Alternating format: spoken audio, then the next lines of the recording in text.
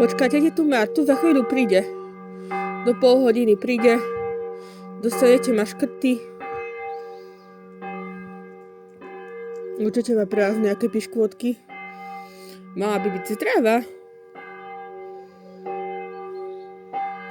Nechám vás chvíľku vonku.